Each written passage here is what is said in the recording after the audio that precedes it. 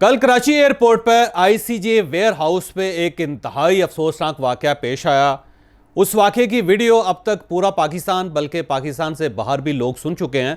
और जब मैंने ये वीडियो और जब ये ऑडियो सुनी तो आप यकीन करें कि मेरा अपना सर शर्म से झुक गया और मैं ये सोचने पर मजबूर हो गया कि क्या पाकिस्तान सिर्फ मुसलमानों के लिए है? क्या इसमें रहने वाली अक़लियतों का इस मुल्क पर कोई हक नहीं है? ये वाक़या इंतहाई खौफनाक है और ये वाक़या साबित करता है कि हमारी मेंटालिटी क्या है।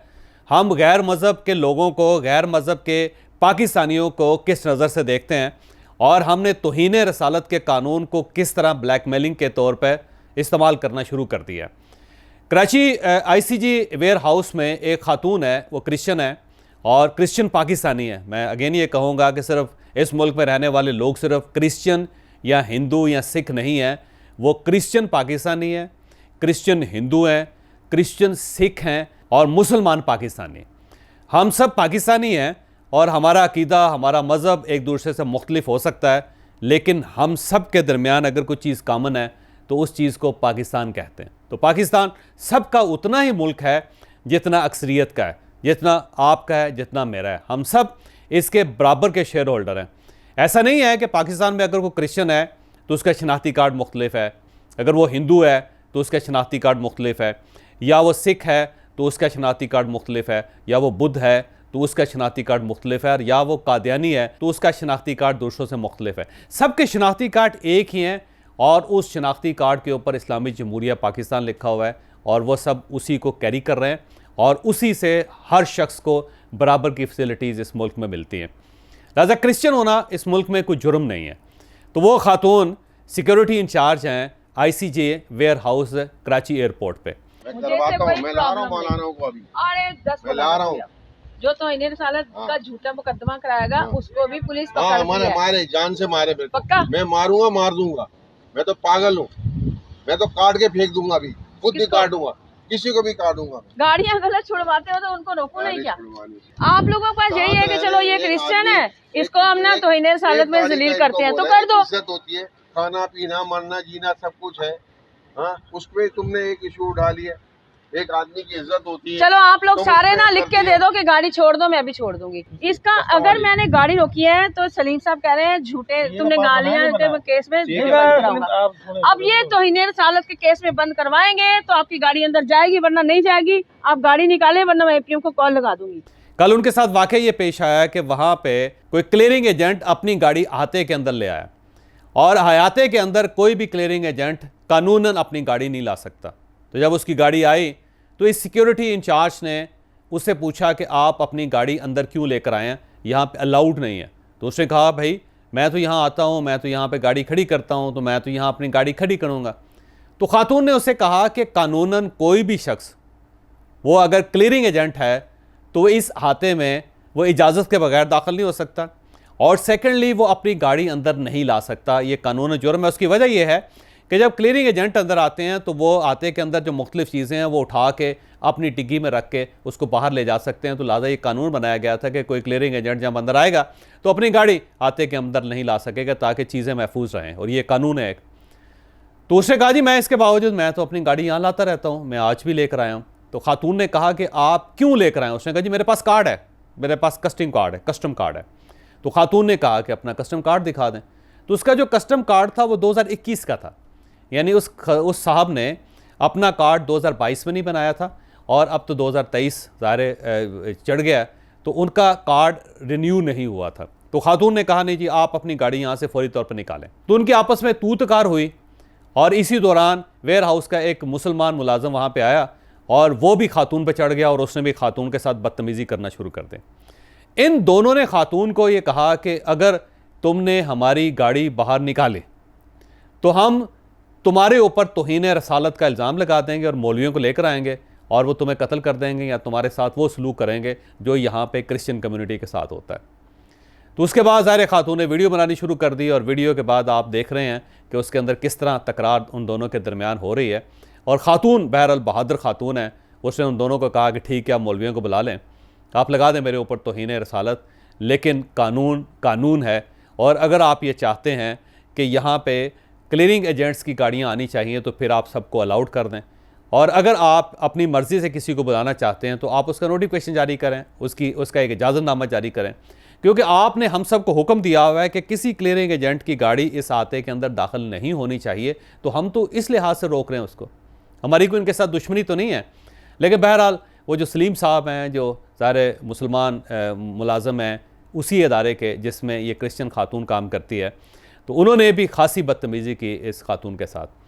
तो जब ये वीडियो वायरल हुई तो ज़ाहिर है न सिर्फ क्रिश्चियन कम्युनिटी की तरफ से, बल्कि पाकिस्तान की अक़लीतों की तरफ से, बल्कि बहुत ज़्यादा मुसलमान मेजॉरिटी की तरफ से भी खासा रिएक्शन आया, जिसमें फिर आसिफ अली ज़रदारी साहब ने नोटिस लिया और उनकी तरफ से टिकट्स भी आए, आपने टेलीविजन पे देखे, और साथ ही एक इंक्वायरी भी आर्डर कर दी गई और अब ज़ाहिर इंक्वायरी भी हो गई।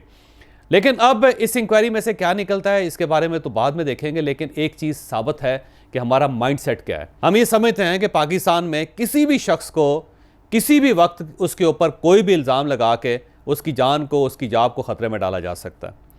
पाकिस्तान एक ऐसा खौफनाक मुल्क बन चुका है कि जिसमें आप किसी पे कोई भी इल्ज़ाम लगा सकते हैं और वो शख्स पूरी ज़िंदगी सफाई देता रह जाता। आपको अगर किसी दुकानदार की शक्ल पसंद नहीं है, या उसने आपसे प्रॉपर चीज़ के पैसे मांग लिए हैं, या किसी शख्स ने आपको रास्ता नहीं दिया, या किसी शख्स के आपने रास्ता लेने की कोशिश की और उसने कहा मेरा राइट है, मैं अपना राइट तो वायलेट नहीं होने दूंगा, तो उसके बाद हमारे पास 3-4 ऑप्शंस बचते हैं।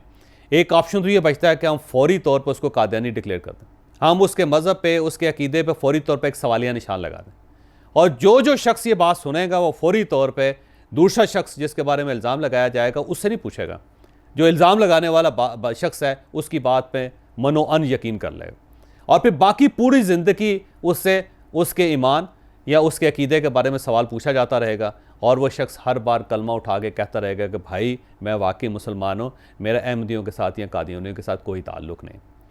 दूसरा, अगर वो खुदा न खास्ता वो शख्स अगर अक़लियत है, वो अगर हिंदू है, वो अगर सिख है, वो अगर बुद्ध है, वो अगर क्रिश्चियन है, तो बड़ी आसानी से हम उस पर तौहीन रसाला लगा सकते हैं।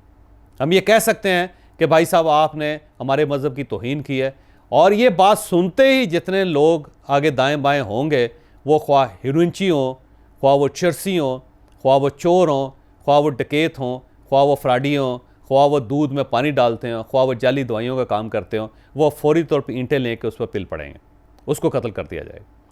वो बेशक बेचारा कहता रहे कि भाई मेरा कोई कसूर नहीं है, इस शख्स ने जानबूझ के इशू बनाया, लेकिन हम इस बात को सुनने के लिए रवादार नहीं होंगे, हम ये बात नहीं सुनेंगे। पाकिस्तान में ऐसे ऐसे खौफनाक वाक़यात हुए हैं कि जब उन वाक़यात की डिटेल में जाके देखते हैं तो हमें अपने समाज पे यकीन ख़त्म हो जाता है। आपको याद होगा कि गुजरांवाला में एक हाफ़िज़ कुरान था, उसके हमसाये ने उसके ऊपर ये इल्ज़ाम लगा दिया कि मेरे सामने इसने खुदा न खास्ता मेरे मुँह में खाक कुरान मजीद के औराक को आग लगा दी, जबकि ये वाक़या सिरे से हुआ ही नहीं था। बस उसकी हमसाये के साथ एक दुश्मनी से एक तकलीफ़ थी, और हमसाये ने इस तरह किया कि बस ये बाहर मशहूर कर दी, और लोगों ने उसके घर के ऊपर हमला किया, उसे पकड़ के गली में मारा, इतना मारा कि वो मर गया, और मरने के बाद उसकी लाश को सड़कों के ऊपर घसीटा गया। और जब बाद में तहकीकात हुई तो पता चला कि ये कसूर सारा हमसाये का था, लेकिन हमारी स्टेट उस वक्त तक उसको बचा नहीं सके।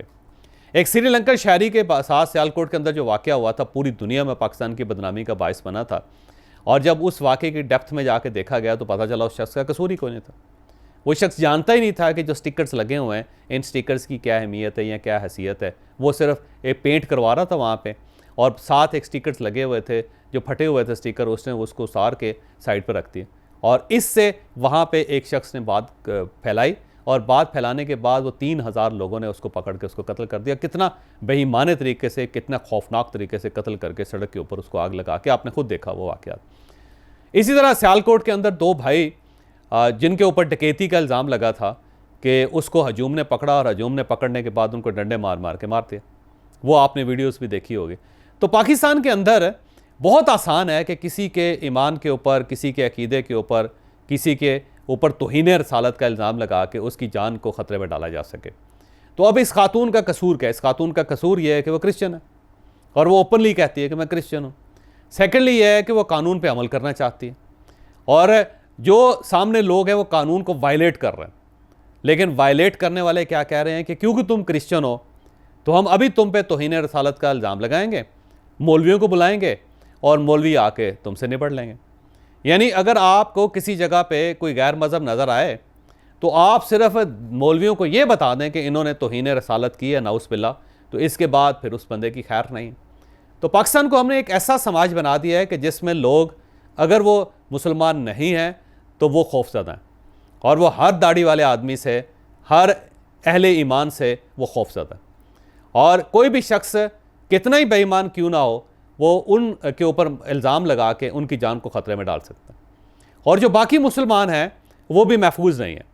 कोई भी शख्स किसी भी वक्त आपके अकीदे को मौजू बना के उसके ऊपर एतराज़ करके आपको पाकिस्तान में इनसिक्योर कर सकता है। तो अब सवाल ये है कि ये स्टेट है कहाँ पे? यानी स्टेट अगर एक क्रिश्चियन सिटीज़न की हिफाजत नहीं कर सकती और उसे ओपनली एक सरकारी महकमे के अंदर खड़े होके एक सरकारी महकमे का मुसलमान शहरी और एक दूसरा मुलज़म जो उसने कानून को वायलेट किया वह खड़े होकर उसको ये धमकी दे रहा है कि हम आप पे तौहीन रसालत का इल्ज़ाम लगा के आपको मौलवियों के हवाले कर देंगे, तो फिर स्टेट है कहाँ? तो फिर मुझे पूछना चाहिए कि क्या पाकिस्तान सिर्फ मुसलमानों का मुल्क है? अगर ये मुसलमानों का मुल्क है तो फिर हमें यहाँ पे जितने भी गैर मज़हब लोग हैं उन सबको निकाल देना चाहिए, और अपने झंडे के अंदर जो हमारा एक सफ़ेद रंग का एक पट्टी है उसको भी ख़त्म करके उसको भी सब्ज़ कर देना चाहिए, और फिर ऐलान कर देना चाहिए कि यहाँ पे सिर्फ मुसलमान रह सकते हैं और कोई भी शख्स जिसने अभी तक कलमा नहीं पढ़ा वो इस सरज़मीन पर पाँव नहीं रख सकता। और अगर हम ये नहीं कर सकते तो फिर हमें हर उस शहरी को जिसने इस मुल्क में आंख खोली उसे बराबरी का हक़ देना पड़ेगा। फिर हमें उसके ईमान को, उसके अकीदे को, उसकी जान को, उसके माल को और उसकी इज़्ज़त को इज़्ज़त देनी पड़ेगी। फिर हमें उसका हक़ अदा करना पड़ेगा। अगर इस मुल्क में इस खातून को हक़ नहीं मिलता तो फिर मैं ये समझता हूँ कि इस मुल्क के हर मुसलमान को शर्मिंदा हो जाना चाहिए, क्योंकि ये वो हक़ है जो हमारे रसूल सल्लल्लाहु अलैहि वसल्लम ने दुनिया के हर शख्स को दिया था कि उसकी इज़्ज़त पे कोई उंगली नहीं उठेगी, उसके अकीदे पे कोई उंगली नहीं उठाई जाएगी, और उसको इस्लामी रियासत के अंदर कोई शख्स धमकी नहीं देगा। तो अगर ये इन लोगों ने धमकियों के अंदर ज़िंदगी गुजारनी है तो फिर मेरा ख्याल ये है कि हमें अपने ईमान के ऊपर बहुत ज़्यादा फ़ख्र नहीं करना चाहिए, क्योंकि फिर हम खुद अपने मज़हब की तौहीन कर रहे हैं। मुसलमान होते हुए, कलमा पढ़ते हुए, 5 वक्त नमाज अदा करते हुए, अल्लाह ताला को हाज़िर नाज़िर जानते हुए फिर हम अपने मज़हब की तौहीन कर रहे हैं, क्योंकि हमारे मज़हब के अंदर इतनी गुंजाइश नहीं है कि हम किसी भी गैर मज़हब को उसके मज़हब की बुनियाद पे इनसिक्योर कर दें।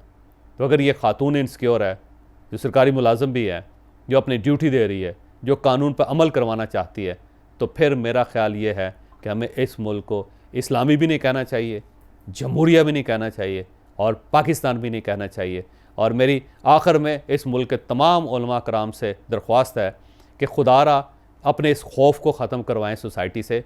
लोगों ने अब आपको धमकी बना लिया है, लोगों ने अब आपको ब्लैकमेलिंग का एक इंस्ट्रूमेंट बना लिया। लोग आपका नाम लेके दूसरे लोगों को डराते हैं। तो खुदारा आप खुद इस खातून के पास जाएं, इसके सर पे हाथ रखें और इसे कहें कि आप उतनी ही पाकिस्तानी हैं जितने हम पाकिस्तानी हैं, बल्कि आप हमसे ज़्यादा पाकिस्तानी हैं, क्योंकि हमारे पास तो इसके अलावा कोई ऑप्शन नहीं है कि हम पाकिस्तान के अंदर ही रहें। लेकिन आप क्योंकि गैर मज़हब हैं तो आपके लिए पूरी दुनिया खुली है, आप किसी भी क्रिश्चियन कंट्री में जा सकती हैं। लेकिन लिहाजा हम ये समझते हैं कि आप हमसे ज़्यादा पाकिस्तानी हैं, क्योंकि आप बाई चॉइस पाकिस्तानी हैं। लिहाजा आपको हमसे ज़्यादा हक़ हासिल है इस मुल्क के अंदर। उसके सर पे हाथ रखें और इसके साथ साथ एक पैगाम दें पाकिस्तान के अंदर कि तौहीन रसालत एक जुर्म ज़रूर है, लेकिन वह धमकी का मवाद नहीं है कि अगर आपकी गाड़ी को पार्किंग की इजाज़त नहीं मिली तो आप एक क्रिश्चियन खातून के ऊपर ये इल्ज़ाम लगा दें कि तुमने अगर मेरी गाड़ी को यहाँ पे पार्क होने की इजाज़त न दी तो मैं मौलवियों को लेकर आऊँगा और तुम पे तौहीन रसालत की दफ़ा लगा दूँगा।